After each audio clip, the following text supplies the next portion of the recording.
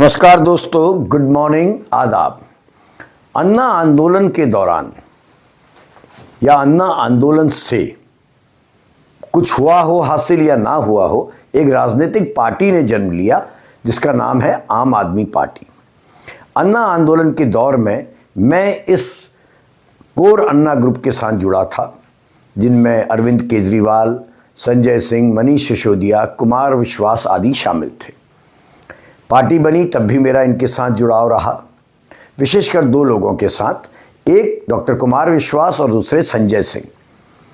कुमार विश्वास बाद में अपना चोला बदलते गए।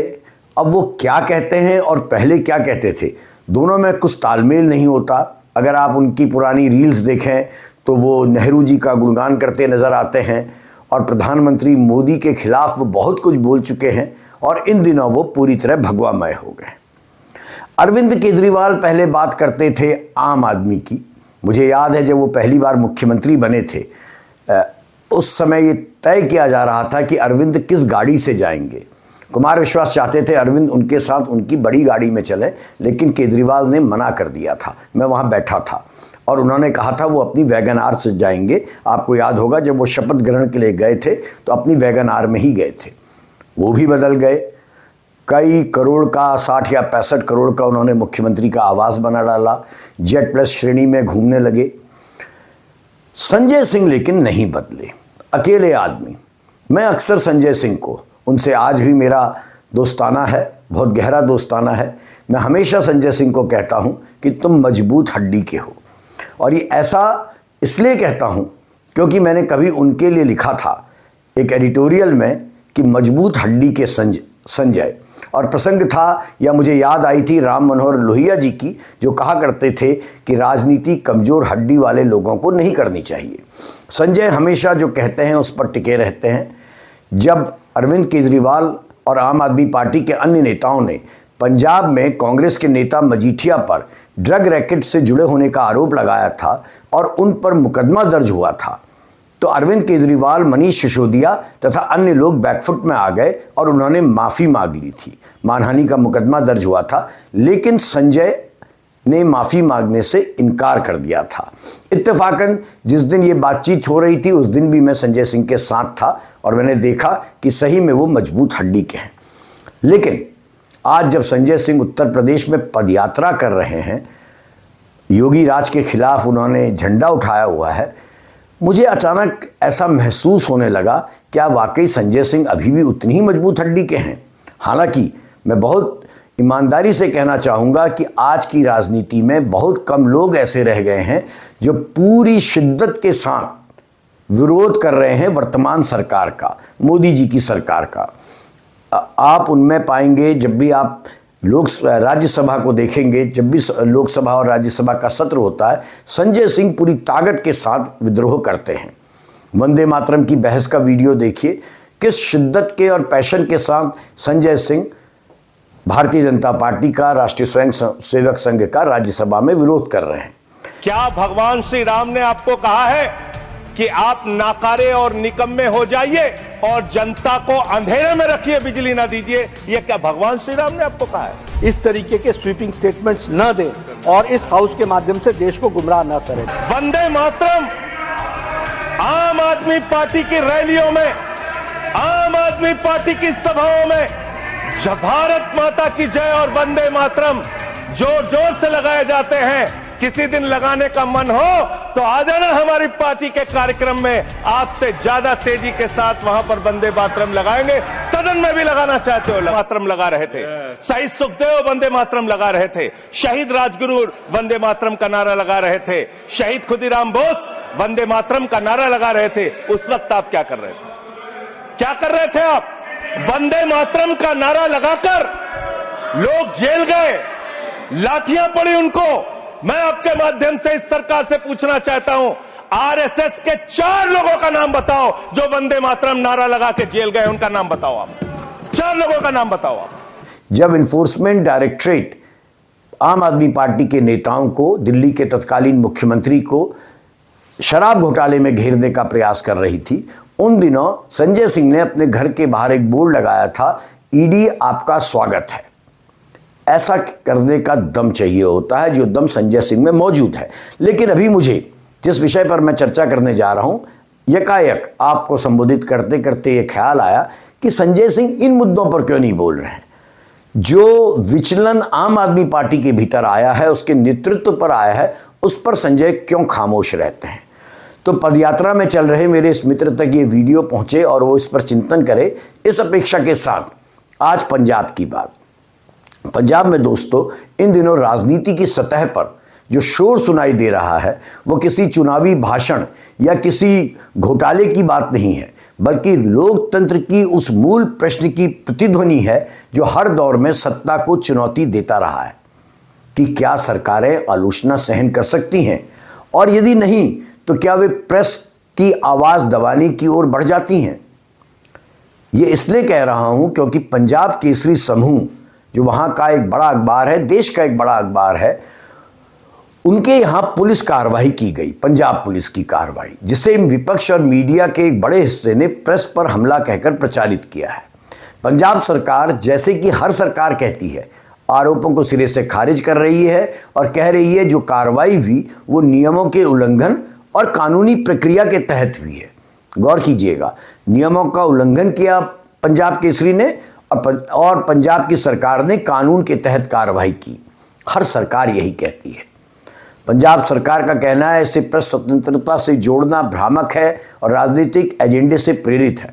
लेकिन पूरा विपक्ष कह रहा है, आम आदमी पार्टी के जो कभी सपोर्टर रहे वो भी कह रहे हैं कि आम आदमी पार्टी और उसका शीर्ष नेतृत्व अब तानाशाह हो चुका है। यही कारण है कि मुझे संजय सिंह की याद आई और मेरे मन में विचार आया कि आखिर संजय बोलते क्यों नहीं हैं यदि ऐसा है तो। और सबसे बड़ी बात, आखिर हमारे मित्र अरविंद केजरीवाल को हुआ क्या है। सवाल केवल पंजाब केसरी का नहीं है, इस प्रकरण का नहीं है, बल्कि वह पृष्ठभूमि है जो पिछले कुछ अरसे से पंजाब में बनती हम देख रहे हैं। आपको याद होगा, नहीं है तो मैं याद दिलाता हूं, कुछ ही समय पहले पंजाब में एक अलग लेकिन बेहद महत्वपूर्ण और चौंकाने वाली घटना सामने आई थी, जब पंजाब पुलिस द्वारा व्यापक वाहन जांच के नाम पर अखबारों की वितरण गाड़ियों को सुबह सुबह रोक दिया गया था। उनकी तलाशी ली गई थी, जिस कारण उस दिन का अखबार समय पर पहुंच ही नहीं पाया पंजाब भर में। उस समय पंजाब की सरकार और पुलिस तंत्र का पक्ष यह था कि सुरक्षा और नशे के खिलाफ कार्रवाई के संदर्भ में चेकिंग कर रही थी। सच, लेकिन लोग कहते हैं ये था कि उस दिन बहुत सारी ऐसे एक महत्वपूर्ण समाचार ऐसा प्रकाशित हुआ था जो सरकार के खिलाफ था और सरकार ने उसको रोकने के लिए चेकिंग के अभियान चला दिया, जिसके कारण अखबार सही तरीके से डिस्ट्रीब्यूट नहीं हो पाया था। प्रेस जगत ने और कई संगठनों ने तब इसे गंभीर मसला माना था। चंडीगढ़ प्रेस क्लब और कई अन्य संस्थाओं ने इसे अखबार वितरण में बाधा, स्टाफ से बदसलूकी और मीडिया के कामकाज में मान सरकार के दखल के रूप में उठाया था। इंडियन न्यूज़पेपर सोसाइटी, ये एक बड़ी सोसाइटी है इंडियन न्यूज़पेपर्स की, उसने चिंता जताई थी कि अखबार वितरण वाहनों को रोका जाना बेहद गलत है, प्रेस स्वतंत्रता के खिलाफ है। कई रिपोर्टों में यह साफ तौर में तब आया था सामने कि पुलिस चेकिंग के दौरान अखबार वितरण में व्यवधान किया गया। पूरे राज्य भर में बहस छिड़ी थी, बहुत हंगामा मचा था। और आज जब पंजाब केसरी समूह से जुड़ी कार्रवाई का विवाद सामने आया तो फिर यही प्रश्न उठ रहा है कि क्या पंजाब सरकार भी उसी ढर्रे पर चल पड़ी है जैसी अमूमन सरकारें करती हैं जब वो तानाशाही का रुख अपना लेती हैं। देखिए, लोकतंत्र में प्रेस की स्वतंत्रता का अर्थ सिर्फ यह नहीं होता कि अखबारों को छापने की अनुमति हो। प्रेस की स्वतंत्रता का अर्थ है कि प्रेस बिना भय के, बिना दबाव के और बिना किसी डायरेक्शन के जो सत्ता से आता है अपना काम कर सके। जब सरकार या तंत्र किसी मीडिया संस्थान पर कार्रवाई करता है तो उसकी वैधानिकता अलग प्रश्न हो सकता है, लेकिन उसका मनोवैज्ञानिक प्रभाव बिल्कुल अलग होता है। और आज का दौर वही है जहां कागज पर कानून और जमीन पर संदेश अक्सर अलग अलग काम करते हमें स्पष्ट नजर आ रहे हैं। इसलिए पंजाब केसरी प्रकरण पर विपक्ष का कहना है कि कार्रवाई का टाइमिंग, उसका स्वरूप और पिछले घटनाक्रम का क्रम यह दिखाता है कि पंजाब सरकार आलोचना को अब सहन नहीं कर रही है।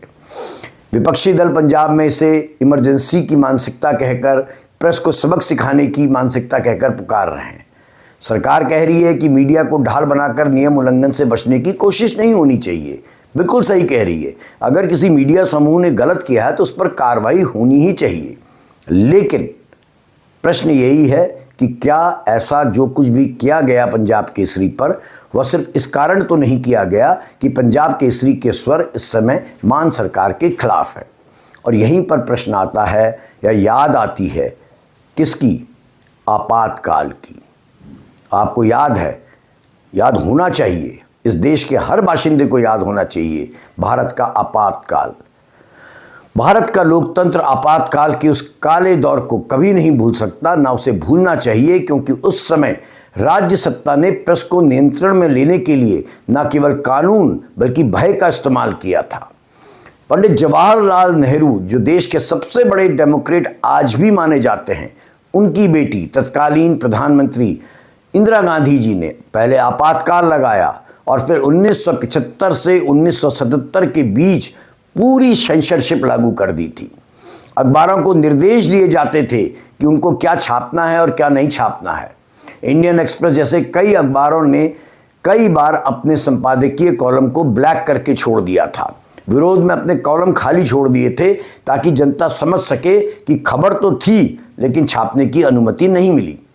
पत्रकारों पर दबाव, गिरफ्तारियां, संस्थानों पर निगरानी के किस्से उस दौर के तमाम हैं। आपातकाल भारत के लिए वह चेतावनी बन गया कि सत्ता जब जवाबदेही से भागती है तो सबसे पहले सूचना को नियंत्रित करती है, क्योंकि इंफॉर्मेशन ही जनता की चेतना है। आज के दौर में चाहे भले ही ऑफिशियल सेंसरशिप लागू ना हो, औपचारिक सेंसरशिप ना हो, लेकिन यदि प्रशासनिक और आर्थिक औजारों के जरिए प्रेस पर दबाव बनाया जाए, ऐसा दबाव बनाया जाए कि पत्रकार सहम जाएं, मीडिया संस्थानों के मालिक सहम जाएं, तो ये लोकतंत्र के लिए एक बड़े खतरे की घंटी है। और ये घंटी केवल पंजाब तक नहीं, देश के अलग अलग हिस्सों में पत्रकारों पर हमले, धमकियां, झूठे मुकदमे, ऑन राइट ट्रोलिंग, हत्याएं, इस सब के जरिए सामने आ रही है। जब किसी राज्य में यह संदेश जाने लगे या किसी राज्य से यह संदेश निकलने लगे कि प्रेस पर सरकारी शिकंजा बढ़ रहा है, तो उसका असर सिर्फ खबरों पर नहीं बल्कि ज़मीनी रिपोर्टिंग पर भी पड़ता है। रिपोर्टरों का मनोबल टूटता है, संपादकीय लाइन दबाव में आती है और अंततः जनता तक सच्चाई नहीं पहुंचती। यही कारण है कि पंजाब केसरी प्रकरण को सिर्फ एक संस्थान का विवाद नहीं माना जा सकता। यह पत्रकारिता की सामूहिक सुरक्षा और स्वतंत्रता का विषय बन चुका है। अब सवाल यह है कि इस पूरे विवाद में अरविंद केजरीवाल क्यों नहीं हस्तक्षेप करते हैं। मुझे लगता है इसका कारण यह है कि केजरीवाल की राजनीति हमेशा पुरानी राजनीति के विरोध की राजनीति रही है। उनका राजनीति में जो उदय या सार्वजनिक क्षेत्र में जो उदय था वो आंदोलन था। वे वही नेता हैं जिन्होंने सत्ता में बैठे लोगों से कहा था कि सरकारें जनता की नहीं अपने हितों की रक्षा कर रही हैं। कांग्रेस पर तमाम प्रकार के आरोप अरविंद केजरीवाल ने अन्ना आंदोलन के दौरान लगाए थे। संस्थाओं के दुरुपयोग का आरोप लगाया था, मीडिया को नियंत्रण करने का आरोप लगाया था। स्वयं केजरीवाल ने कई बार प्रेस को लोकतंत्र की ताकत बताया। इसलिए जब उनकी पार्टी के प्रभाव वाले या उनकी पार्टी के शासित राज्य में प्रेस को दबाने के आरोप लगते हैं तो ये प्रश्न उठना स्वाभाविक है कि क्या अरविंद केजरीवाल भी सत्ता में आके बदल गए? क्या उनको भी सवाल अब पूछा जाना पसंद नहीं है? क्या वह भी उसी मानसिकता का शिकार हो गए हैं जहां विरोध को अपराध समझ लिया जाता है? ये बहुत महत्वपूर्ण है और यही मुद्दा है कि अगर आज अरविंद केजरीवाल बदल गए तो कल को कोई पार्टी किसी नए आंदोलन से जन्म लेगी और वो पार्टी जनता को बहुत सारे स्वप्न दिखाएगी, लोकतांत्रिक तरीकों से काम करने का वादा करेगी, लेकिन फिर उसका नेता बदल जाएगा, जैसे अरविंद केजरीवाल बदल गए हैं। यही वजह है कि पंजाब सरकार को यदि यह साबित करना है कि वह प्रेस विरोधी नहीं है तो उसको समस्त तथ्यों के साथ, डेटा के साथ, जो भी पंजाब केसरी के बारे में उसके पास जानकारी है उसको लेकर सामने आना चाहिए। मीडिया संस्थानों को भी ध्यान में रखना चाहिए कि प्रेस स्वतंत्रता का अर्थ नियमों से मुक्ति नहीं है। आप भी उन्हीं सब नियमों से बंधे हुए हैं। बारीक लेखा केवल यह है कि नियम लागू करते समय ऐसा ना लगे कि कार्रवाई का उद्देश्य कानून का पालन नहीं बल्कि एक मैसेज देना है कि यदि आप हमारी लाइन को टो नहीं करेंगे तो आपके खिलाफ एक्शन होगा। नवंबर 2025 में अखबार वितरण की गाड़ियों को रोके जाने वाले प्रकरण से लेकर आज दैनिक जागरण पर पड़ने वाले छापे, ये बड़ा खराब इशारा कर रहे हैं, केवल आम आदमी पार्टी के लिए नहीं बल्कि पूरे लोकतंत्र के लिए। और ये बहुत ही ज़्यादा दुर्भाग्यपूर्ण है। आज लोकतंत्र को सबसे अधिक ज़रूरत उस साहस की है जिससे सरकार सवालों से डरती नहीं बल्कि जवाब देती है और प्रेस जवाबदेही की मांग करते हुए भी जिम्मेदारी निभाता है। स्मरण रहे, अंततः प्रेस सत्ता का दुश्मन नहीं, लोकतंत्र का प्रहरी है। यदि चौकीदार भयभीत होगा तो घर असुरक्षित होगा। पंजाब का पूरा विवाद उसी बुनियादी सत्य की ओर इशारा कर रहा है और यही वजह है कि एक चेतावनी मैं इस वीडियो के जरिए देना चाहता हूं या एक प्रश्न पूछना चाहता हूं कि आखिर अरविंद केजरीवाल को हुआ क्या है। यह प्रश्न केवल मैं ही नहीं पूछ रहा हूं, पूरा विपक्ष पूछ रहा है और केवल पूरा विपक्ष ही नहीं पूछ रहा है बल्कि आप कह सकते हैं इतिहास पूछ रहा है, लोकतंत्र की आत्मा पूछ रही।